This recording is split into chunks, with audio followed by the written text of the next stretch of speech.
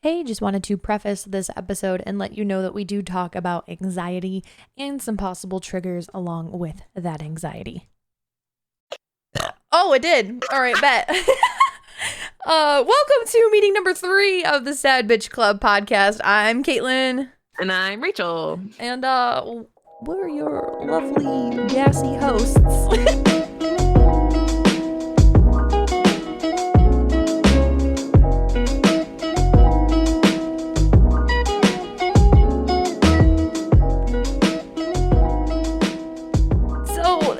The topic that we wanted to talk about last week, we're gonna double back and bring back this week, just because last week was not great. It was not great. It was rough.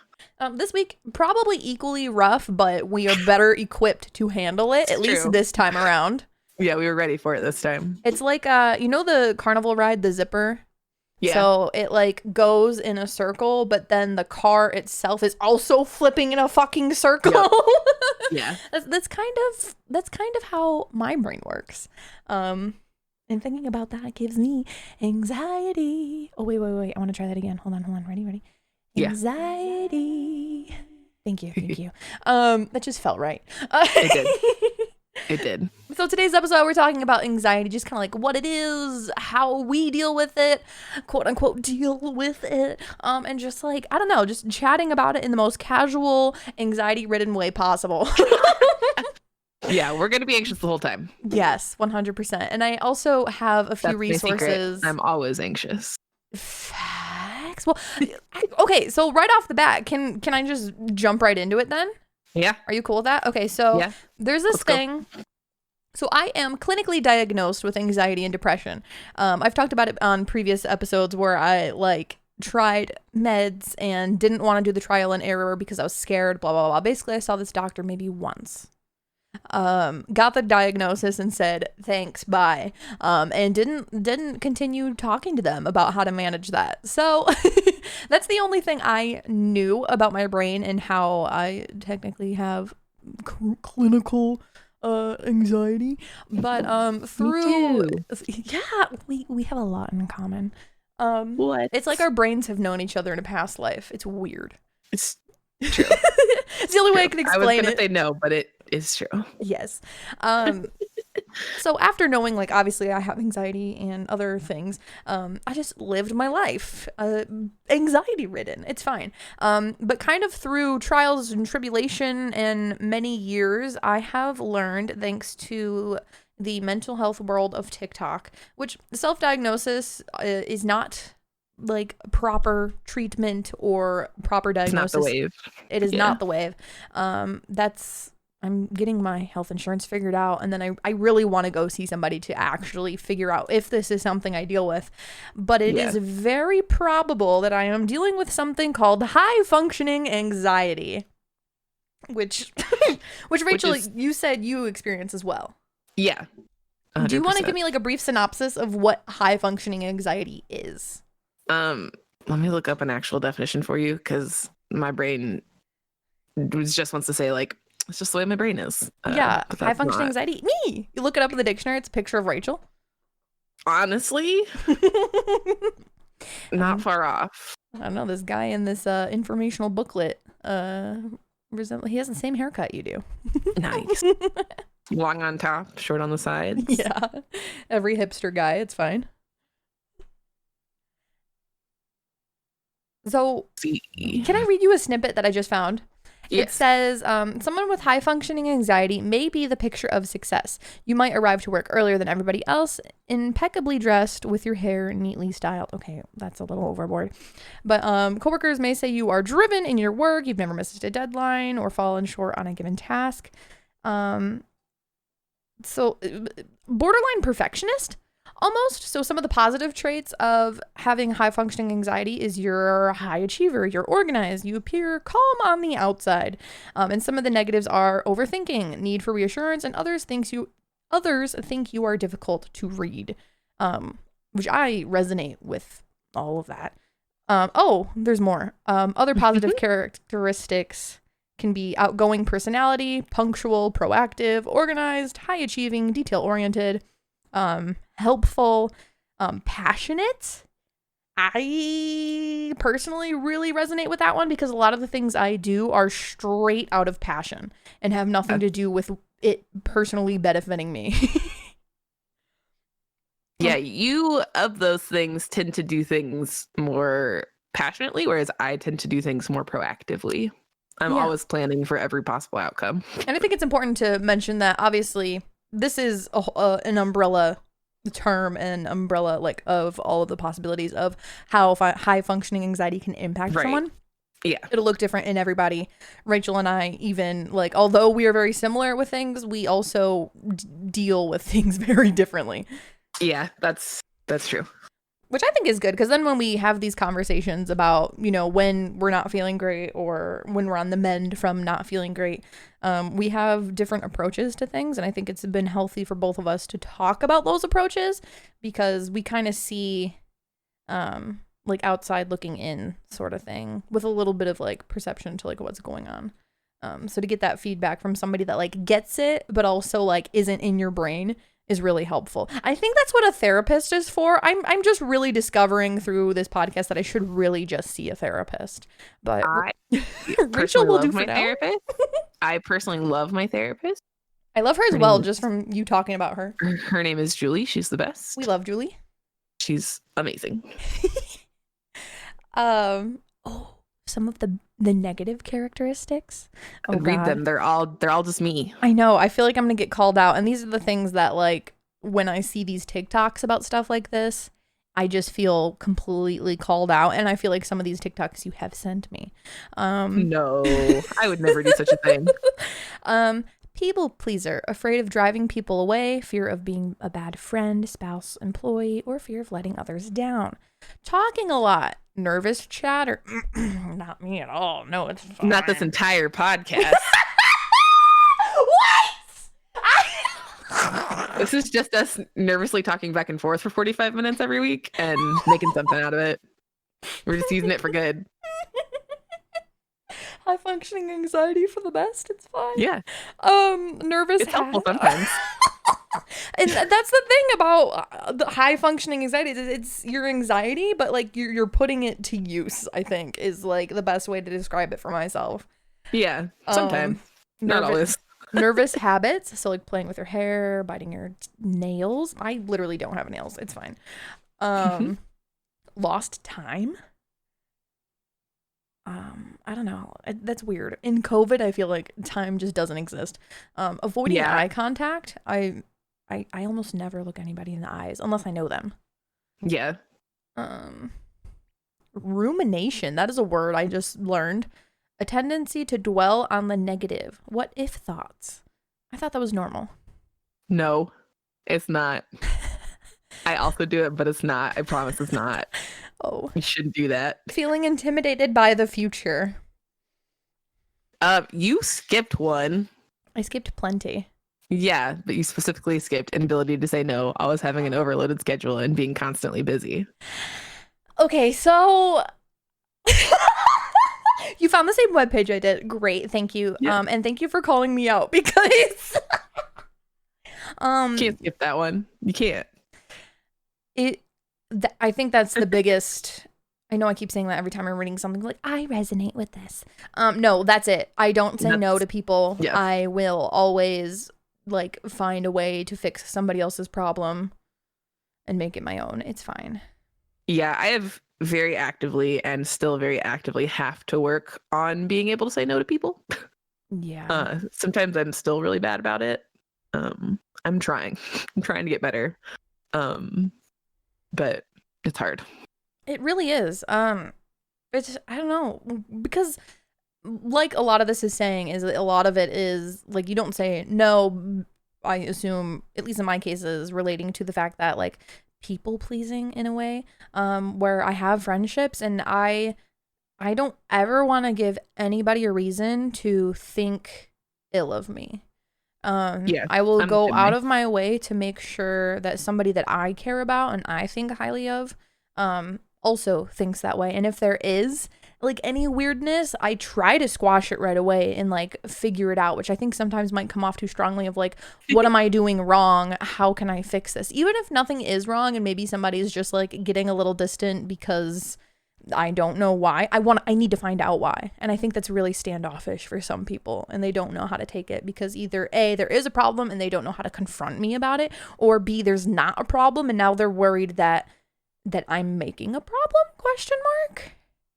I appreciate that you knew not to ask me in the last couple weeks if I was getting distant, because I was. Oh, I know. And I also knew you were like dealing with a lot, and that's how, right. I mean, that's how we both deal with shit sometimes. That's true. And through our years of friendship, we've had a lot of like push and pull when it comes to communication. Yeah, 100%. And even, you know, a year or two of just like not talking because life, you know, that's just how it is. But I do know when you get a little distant, it's usually you just kind of figuring things out. And like, you know, I'll hit you up, be like, hey, I hope today's a good day. You know, and if you respond, cool. If not, like, that's all right. I know you'll see it. And at least maybe it like puts a little drop of serotonin to hopefully help for later. I don't know. But hopefully I appreciate the cat and dog pictures. Yeah. And that's good to know, because then I will definitely continue doing that. Good. I want them. Yes. Well, you've been posting a lot of cats from your shelter in the general channel of my Discord, and I love that so much. Mm-hmm. They're the best. I love them. And everybody likes seeing them. They're so cute. I have many more if you would like to see them. Yes. My phone's mostly just pictures of animals at work. Like 100%. I say mine are mostly candles, G Fuel, and my pets. It's fine. Everything's fine. I have more pictures of some shelter cats than I do of my cats, I think. Well, there's also significantly more shelter cats than the cats you have. No, I can think of some individual shelter cats that I might have more pictures of than my own cats. Like Blackbeard? Probably at this point. I've taken a lot of Blackbeard update pictures.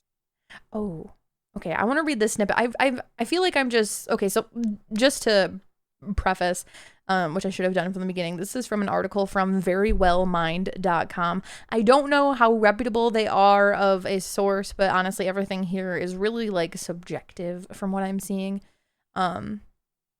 Maybe they have some sources linked at the bottom. Not really. Not that I'm seeing. That's okay. But it's a source that I found, and it's a source that I'm resonating with, so I'm gonna use it. We do what we want here. Exactly. So in their challenges section, it says a high functioning person is often regarded as an overachiever. However, this perception is short-sighted because it fails to take into account the struggle and perhaps anxiety required to achieve that level of success. If you ask most people who know you, they probably would not have a clue that you struggle with anxiety every day. Deep down, you know that your anxiety limits your life, even if you don't let on. Feel that. People are always surprised, and I'm like, yeah, I actually have really chronic anxiety, like daily. And they're like, what? No, you don't. And I'm like, what? You're so outgoing and bubbly. And I'm like, yeah, that's like part of it, man. Yeah, because I'm actively trying to not be a terrible, anxious mess all day, every day. Right. That's not a very fun existence. Masking is very real when it comes to mental health. Oh, yeah. It's fine. And for those who don't know, masking is like, you know, pretending it's not there. Which sometimes I'm afraid it comes off like when I don't pretend that I'm happy, but basically, which I know everybody can kind of relate to this and understand, when you're just having a shit fucking day and then like for a moment like you feel okay and you're happy, like that's when I mostly post online. That's mostly when I'm like doing okay, when I'm doing things that other people see, is when I'm good. Right.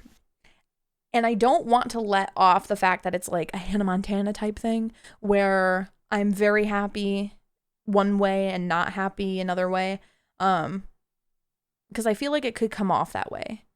Like behind the scenes, I struggle with mental health, and part of this podcast is me talking about it and like relinquishing the anxiety over it, I guess, because even talking about mental health and like how I struggle with it gives me anxiety. I have anxiety over my anxiety. It's fine. I used to have anxiety about taking anxiety meds. Right? And like, how counterintuitive is that? I say used to. I still have anxiety about taking my anxiety meds. Oh no. And that's okay. It's fine. Everything's fine. But it's just a really dumb thing to have to explain to somebody. Yes, I am currently anxious. Yes, I am making myself anxious while trying to decide whether or not I need to take my anxiety med because I don't want to have to take it, but I know that I need it, but I'm anxious about taking it. Right. It's like a constant cycle of those thoughts, which are totally okay to have, but ultimately, like, you're too self-aware, Rachel. We talk about this often. You're self-aware, you know what you should be doing, and you know what you're actively not doing. It's true. Insane. My therapist gets mad at me. Julie knows. She's like, if you know the correct answer, why are you not doing it? Right. That's not the fun or easy option. Right. It's more fun to just ponder life for way too long and freak out about it. Yeah. I would not be a full person if I did not have like an existential crisis. Yeah. Yeah. Give me something to do. That maybe that's you're something not busy too. Enough. And maybe that's something too, where if my brain is not busy, I create things to be busy with, whether they're an actual activity or just overthinking something. My brain needs to be consistently active. Mine does too. That's why I do a lot of like crafts with my hands. So I do like knitting and doodling and paper folding. Because if I just keep my mind on even just a repetitive task, it makes it so I have something to focus on. Brain hacks. Oh, which I tweeted. I want to find it. Tell me you have anxiety. Cosmic Kate. Okay, so I asked Twitter, tell me you have anxiety without telling me you have anxiety. And most of these things are things that we kind of just discussed, where it's like nervous tics or just like things people do when they're anxious. And I want to read some of these off if that's okay. One says tap tap tap tap, random hand shaking, bounces leg. Do you have any like weird physical, not weird, okay, they're not weird, but do you have any like physical like anxious tics? I mean, yeah, I'm definitely sometimes a leg bouncer. I also like get the shakes. Like if I'm anxious, I just generally kind of shake. Mm-hmm. So I tend to like try to let that nervous energy out by like shaking my hands or my arms. If I can like feel it starting to build up. Oh no, I get that.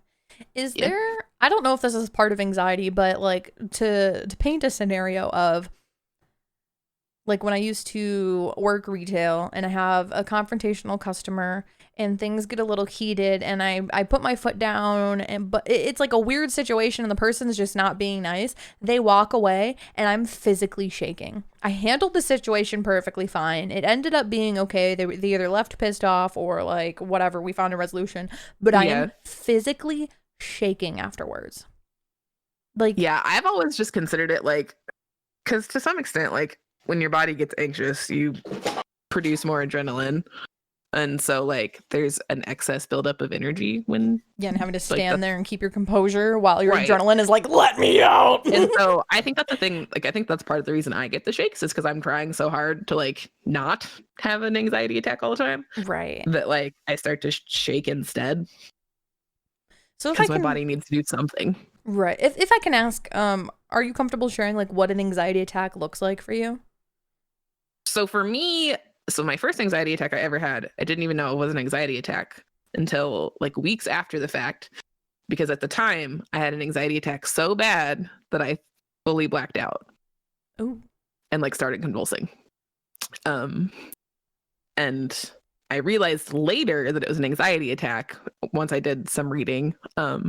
But for the most part, like if I'm talking like full-blown anxiety attack, or like panic attack, which is different but sort of the same, I tend to feel really warm, like feverish. I tend to start to get lightheaded and dizzy and usually a little nauseous. Sometimes my vision will go in and out. I get the shakes. I'll start to shake. I just kind of generally feel pretty weak. And obviously, like, I haven't had an anxiety or panic attack that bad in a while. that like I felt all of those things. Right. Because it's not like you're picking and choosing, but sometimes your body just, I Right. assume, based on like what's already happening and possibly what you ate and shit like that. I've also gotten better at recognizing those symptoms really early. So recognizing when I start to get spacey and feel dizzy, and, you know, recognizing when I'm starting to feel warm and realize that I need to, you know, take a break from whatever it is I'm doing because it's making me anxious. Like I've learned to recognize those things sooner and tend to do some like deep breathing, anti-anxiety coping stuff when that happens. Sometimes I just have to take my anxiety med. Like it happens. But like I haven't had a full blown like anxiety or panic attack in almost a year. Well, that's good, first off. Yeah. I'm glad. And so you mentioned that an anxiety attack and panic attack are the same but different, and then that had me thinking, and I just Googled it, and I'm very confused even by the answers here of like, what's the difference between a panic attack and an anxiety attack? Because I've always thought of them as synonymous, but at the same time, like they're the same but different, but I can't differentiate them. Yeah, so to paraphrase, because I've talked to my therapist about this when I was actually having these, an anxiety attack tends to be like a slower buildup over time, like a thing you've been anxious about for a while. Panic attacks are typically more like trigger responses. Okay, that makes sense. And so most of my panic attacks that I've had have been in response to like stuff related to some of my drama. Gotcha. Because it's okay. So it's just so much faster. Like it's more instantaneous than an anxiety attack. Gotcha. And it says here that you can even experience both at the same time. Yeah. Which reading this makes more sense. I really wish I would have thought of this sooner. But again, I'm not a mental health professional, so really, like, I'm just talking about my own experiences and the things I know. So I'm sorry if I'm ever saying anything that isn't completely true. But that makes what my therapist tells me. No, and that makes a lot of sense. Yeah, that's the way it was explained to me. Yeah, because as we've been talking, anxiety is typically things that you are like overthinking and are prolonged and are just like built up. Whereas panic, like obviously when you panic over anything, it's typically like spur of the moment, just like boom, I'm panicking. Yeah, like true actual panic. Gotcha. Yeah. Okay. They're not fun. No, they're not. I don't know. It's hard to tell because I've talked about before, and I hate bringing up the same situation, but they're all intertwined. Yes. And really, I feel like my anxiety is like the stem of, or really the root of a lot of the issues I have.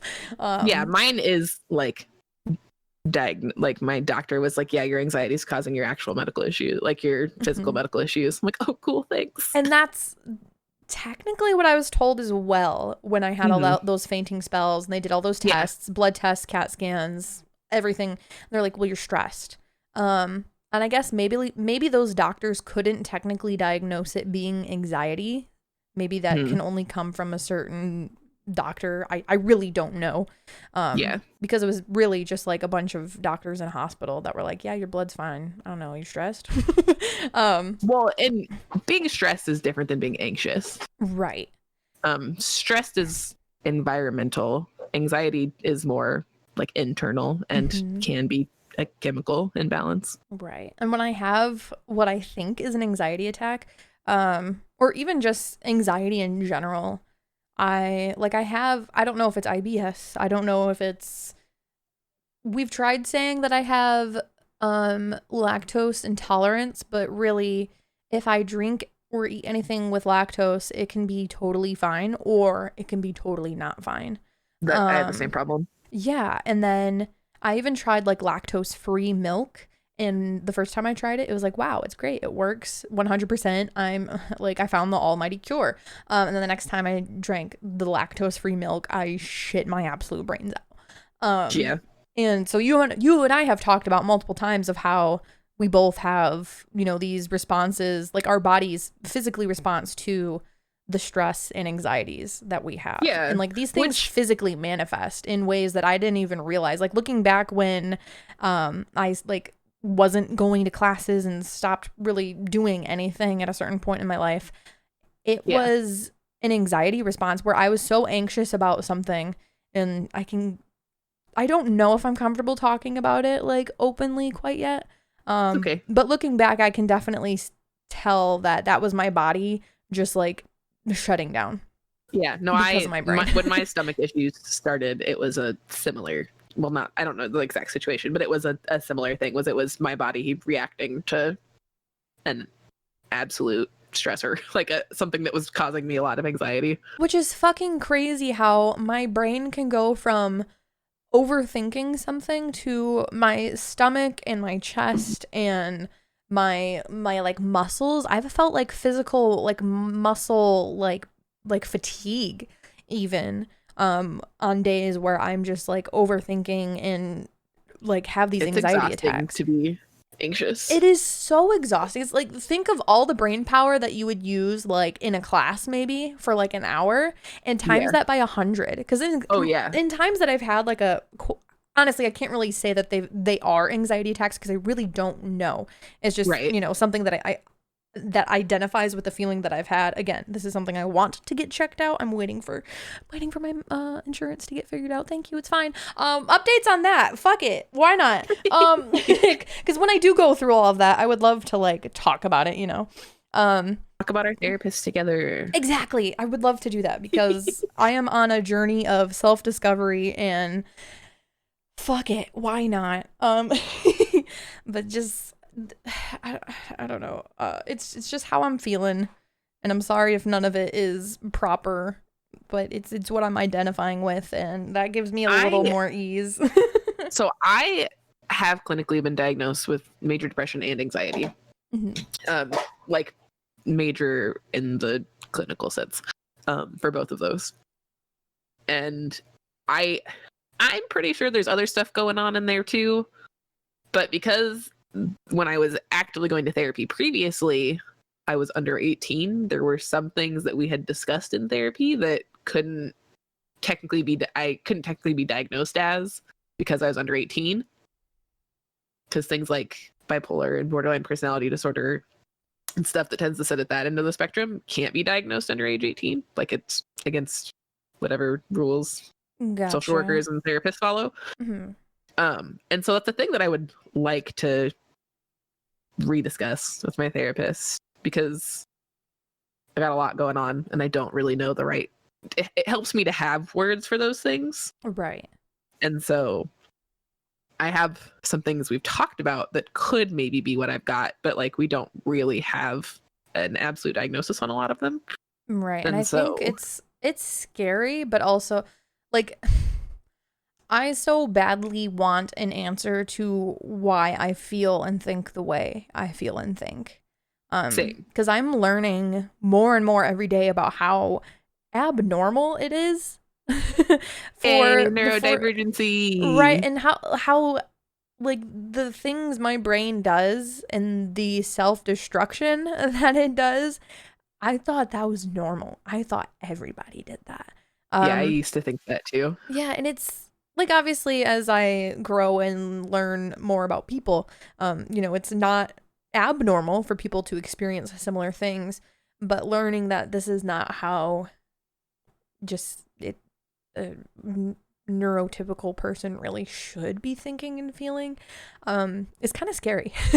Yeah. So to know that you're having these kinds of thoughts and feelings and not having answers is daunting, but it's also daunting to like no, like I don't know how to word it. Like I want to think I'm fine. And I think going back to like last episode where I was talking about like my body and how I'm just like, I buy the wrong size because maybe I'm in denial about like how much weight I've gained over the years. Although I've been doing this since high school when I weighed fucking nothing. Similar thing, I think, where I want answers, but I'm scared to get those answers. Yeah, I mean, knowing is scary, but knowing also gives you an opportunity to work on it. Right, and I'm fully aware of that, and I'm still scared shitless. Oh, yeah, working on it's not easy. Right, it's not God, like imagine a fun walk in the park.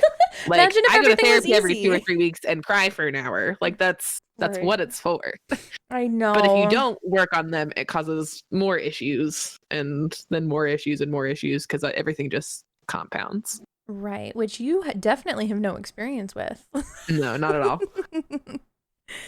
Which I know, like, last month was really fucking rough for you. And then when you did talk to Julie, it was just like, yeah, I'm fine. Wait, no, I'm not. Yeah, I was doing okay. And then I was like, actually, I'm not. Right. I lied. We do a good job of tricking ourselves into like, okay, I overcame this terrible thing. I'm good now. And then you're like faced with something that just like triggers something in your brain and you're like, fuck.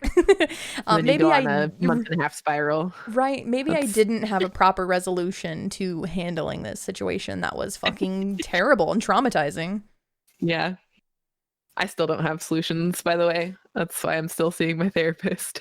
And that's okay. I so badly wish that I didn't stop going to therapy, but I was in such a fucking rut that I really saw no point in it, and I really didn't connect with my therapist at all.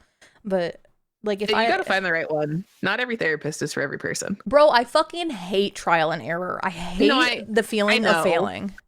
But that's kind of what you gotta do. There's some research you can do to find people based on what certificates and stuff they have to like know what kind of therapy they do, but it's a lot of trial and error.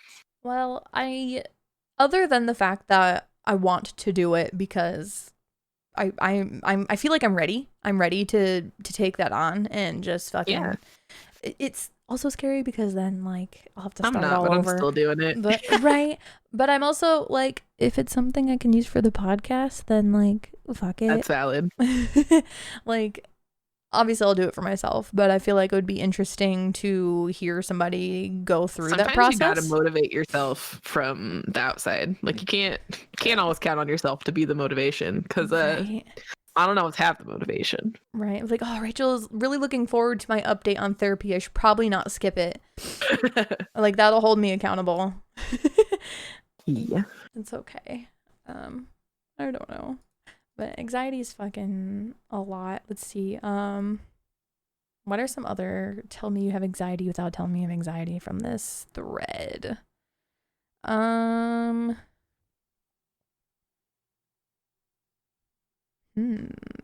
lot of these are just like nervous tics. Oh, when someone says like an open-ended, like, we need to talk.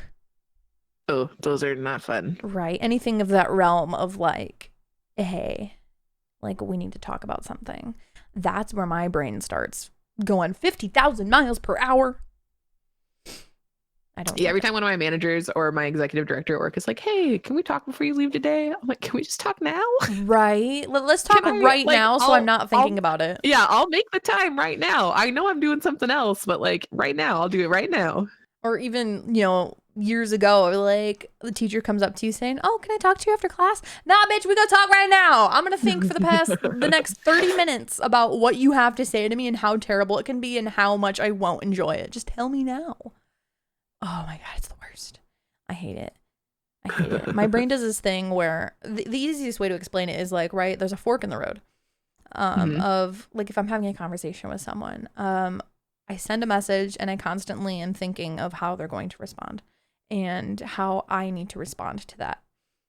It's definitely a trauma response to needing all the answers Let's go. Trauma responses. Yeah, woo, trauma.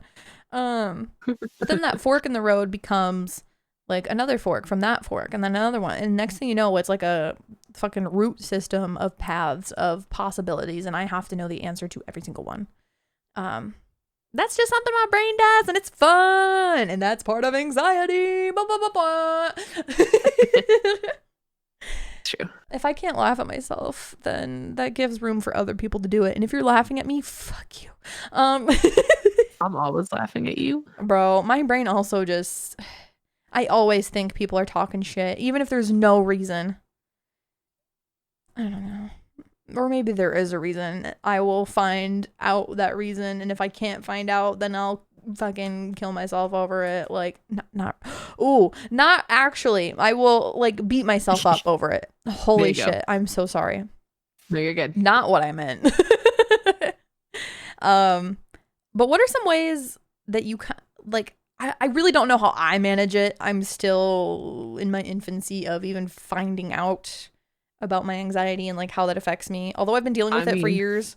But like I've been doing it for years, even with coping mechanisms, and even I struggle with it. I mean, I largely keep myself busy to not stay anxious, and I don't mean like busy with like projects so that you keep busy.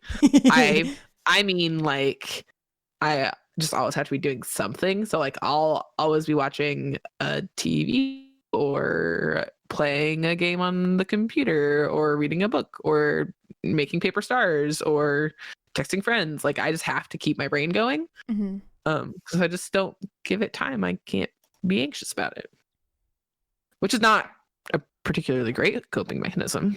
Right. Well, I mean, everybody deserves a break, you know. Right. But my brain don't let me do that. I constantly joke about how I open The Sims and then just sit on the main menu because I get distracted doing something else. I for some reason, like even when streaming, I'm struggling to find a game to play because I just like don't find anything enjoyable because I feel like it's a waste of fucking time right now to like sit down and enjoy a video game. I feel like I have so many other things I can be doing that are productive rather than sitting at my computer playing a game or even streaming. Right now, I'm finding myself streaming is a waste of time because I have other things I need to do and can do that are like much more productive and like are task oriented, I guess.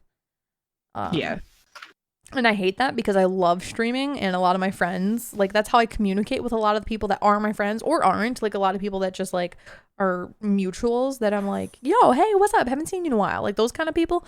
The stream is like the place for that and the place to like hang out with friends and just relax. And my brain won't let me do that right now. And I hate it. I hate it so much. That's been me with D&D lately. As much as I love D&D and I'm very excited to run a campaign, my anxiety has been so bad thinking about doing like, for lack of a better way to put it, creative social interaction. Isn't just like sitting and hanging out. Right. Like the thought of doing any kind of like creative or structured social interaction sounds awful to me. What do you mean by creative social interaction? So like, I guess what like I'm thinking more structured social interactions. So like I can, sit around a fire and hang out with some friends, but like having to play a character or run a session or even sometimes just playing games with people like is too much structure for my brain right now. Gotcha. Or you'd rather just sit there and zone the fuck out. Yeah, and like talk and just kind of let things go. Like, I feel that. Let the vibe roll. Yeah. That's the vibe. I feel that. I so badly want to just like relax while socializing, which I think I've been doing, but it's very much like quote unquote offline where we've been having like these little like movie nights in Discord and just like shooting the shit, fucking hanging out with like a handful of people. Like that's been something I've been enjoying lately. And that's because it's not me. I don't know. Whereas me playing a video game feels like not productive. Me being in Discord and like having like conversations and stimulating interactions with friends, especially ones that make me laugh, because fucking laughing is my favorite thing in the world, and sometimes it's really hard to do it. And so that's true, right? And being around people that make you laugh, like fuck, bro, like that's all you can ask for sometimes. So that's true. That's the thing that's been making me feel good. So we have the why I'm a sad bitch this week, which kind of touched on this anxiety is really like it's been it. Right. That's why I'm a sad bitch for the past like 10 years. It's okay. Yeah. But something I want to touch on is also like what's making us feel good this week. I want to do that. What's my drop of serotonin this week? Which as mentioned, these Discord hangouts with the homies fucking I seem like I'm just kind of there sometimes. It kind of depends on my mood and it comes in and out just because that's how my brain is. But I can promise it is so much fun. I'm enjoying it. I like genuinely feel loved by my friends, and I'm even meeting some new people that are like people I see on Twitter but are like friends of friends, and now it's like fuck, you're a friend too, because like we're hanging out and shooting the shit. I don't know. Yeah. I like that shit. And although it's like off stream, which honestly some people have the mentality of like if I'm at my computer I'm streaming. That sounds I used to think that way. Is if I'm playing a game, I might as well be streaming it. But honestly, like the most genuine connections with friends while you're playing a game or hanging out is like when no one else is watching. You know, you don't have to worry about interacting with a chat. You don't have to worry about like things you say. Not that we're saying inappropriate shit, but really like you can be like the conversations we have here on this podcast, how they're like very unfiltered and honest.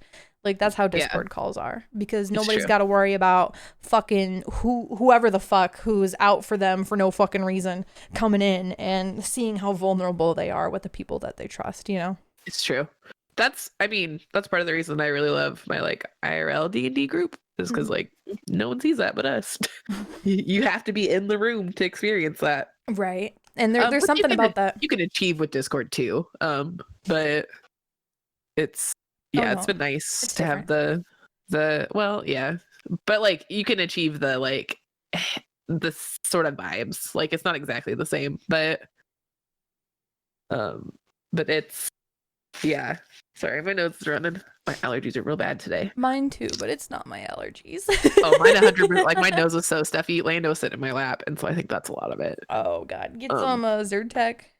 Yeah, or a Benadryl if you want to knock out. Up to you. That's true. That's true. Dorcas is right here, and I have cat hair in my face, so I've been itching my face. But as far as other things that are bringing me a lot of serotonin right now, I was dead silent for like 5 minutes of this podcast because I was backing a Kickstarter for a knitting tarot deck. Or it's an oracle deck, not a tarot deck. They're different, but it's a knitting based oracle deck, like for divination, and I'm so excited knitting about based. So are they going to be like actually knit, or is it going to be like paper that looks like it's knit? It's going to be cards, like an oracle deck that are based on things that are like knitting related. Gotcha. I was imagining like someone knitting or crocheting like cards out of yarn. You can do it. There are patterns for it. Oh, I'm sure there are, but that's where my brain went. I really want to knit some dice. Wait, that could be cool. Yeah. Make like giant D&D dice where you have to like put stuffing in it. Yeah. Rachel. That's what they are. Yeah. No, it'll happen someday. That would require me actually finishing a knitting project, though. That's okay. Whenever you get around to it. Suddenly there's a bunch of cat hair on my face. I don't know. No, I'm right there with you. I keep touching my face and then making it worse because I have cat hair. Yep. Dorcas is asleep on my mouse pad, like where my mouse should be. So instead my mouse is on the left. It's very disorienting. But he's so cute and handsome and I love him. For anyone listening who doesn't know who Dorcas is, he's he's my cat, but he's my boyfriend's cat that he moved here with. And I love him so much, but I am still not as allergic to him as I was, but I'm still very allergic to him. Yeah, I'm also I have 2 cats, but I'm also allergic to them. But they're adorable. I think I would be. So I've started working in a new area at work. Mm-hmm. Oh, I meant to ask you what that new area was. Yeah, so it's cat loft instead of the cat nook. It's just upstairs. So there's free roam rooms up there. So there's like cats that are out in the room all day. And I think cleaning in there has got my allergies already acting up a little bit. Ooh. And then coming home to a cat that was rubbing his face on mine didn't help. Oh, but he's cute. Yes, he's the best. And normally that's fine. But because I think I was dealing with more dander overall today. Yeah. That my body is like, stop. Which, happy birthday, Lando. Happy early birthday. It'll be, let's see, this one's on the 23rd. It'll be between this one and the next one. So yeah. Happy early birthday, Lando. 428. Everybody should tweet happy birthday, Lando, on 428. On the 28th? He's the best. Bet. We'll tweet it out. A year old. Do it. Tweet it out on our account. Put a picture of him. Yes. He's super cute. I'll put a baby picture and a current picture. Yes. I've had him since he was 6 weeks old, and he is the sweetest and also a demon. That's okay. He's adorable. There was a cat somewhere local, like in someone's backyard. An orange cat had like 5 kittens, and they're tiny, tiny. So someone rescued them and has them in her home, and like found them. They trapped the mom and got the mom in her house too. So they're all together and everything. But I was like, oh my God, the orange cats, they're so cute. Well, we had another wobbly baby at work that was orange and white that looked like Lando, but had Boomy's condition. And, I have 2 cats. One is Lando and one is Boomy, and Boomy has special needs. So he is a wobbly boy. Which is why his name is Boomy, right? Yes, it is. Yeah, that's why I named him that. Plus he's a brown tabby, so it was doubly fitting. Yes, he's so cute. I love them. Although they're little shits. I have yet to meet them though. Yeah, but when I do, I will be little shits. So excited. Now there's times where Lando's up in your mic and like purring and butting it with his head. There's times where Lando's climbing on your PC case. True. Somehow with his condition. Yeah. It's a time. I don't know. I don't understand my cats or the reason they are the way that they are, but it's fine. It's all right. It is what it's kind of how cats are. You just kind of let them go. That's true. Like cats are pretty low maintenance. It's weird. True. Then I have 2 dogs that are very high maintenance, but it's okay. I like trained them to be very dependent and cuddly and like 0 boundaries. It's fine. You did. They're little cuddle bugs and I love it. But Nick used to hate. So when we moved to Texas, because for those listening, we got Mazkeen. She's a Jack Russell Golden Retriever pit bull mix. There's another thing in there. I forget what it is. I can see the pit. Norwegian elk hound. Okay, that's fun. Yeah, which is a big fluffy dog. Makes no sense. Yes, I did the DNA test, but like the pit Jack Russell Golden Retriever like makes sense. The pit, like she's got a little bit of like a pit head. Yeah, she does. And then Jack Russell, she looks like a really tall Jack Russell. And then she got that Golden Retriever brain, tell you what. She's smart. She's kind of got like a pocket pit body. Like her body looks more like a pit bull than a Jack Russell. Mm-hmm. She's a little beefier than most Jack Russells. Oh, especially right now. She's gotten a little chunky. Yeah, but like even just like the way her chest cavity is built, like she's a little rounder than most Jack Russell Terriers. Yeah, that and if you saw a picture of her sister, she's black and white. Looks exactly the same though. So Mazkeen being tan and white, like she generally just looks more like a Jack Russell because of the coloring. That's true. So we got her before we even had furniture when she was like 13 weeks old. We just got an apartment. We were like a week into an apartment. Everything was fine. We were living in Chicago. It was cold. We moved to Texas and then she started like she was already a cuddler. But then she started cuddling like under the blankets. Like she required at night to be in the blanket, like under it. Lando does that sometimes. And Nick hated it at first. Like, he was like, stop, like, she's under here, she's in my way. So now if she falls asleep between us, we move her. But still, it's like, it's gotten to the point where she falls asleep on Nick's side because I accidentally kick her in my sleep. Yeah. But she falls asleep on his side, and he puts her under the blankets if she already doesn't dig herself in there. And it's the cutest thing. The fact that, like, he just accepted it, and she's like, yep, that's right. Yep. Like, she's a little spoiled. She really is. And then she also, like, Cooper's a puppy. Yes, I said your name. Hello, handsome. He's also big. Cooper. So there's no room for him on the bed. He comes up on the bed if Nick isn't home. Basically, if Nick's not in the bed, because he gets excited. He piddles a little bit. So he's good about it now for the most part. But early in the morning, like, he can't stay there hard when you're a puppy. Really. It really is. And I totally understand, especially when he gets excited.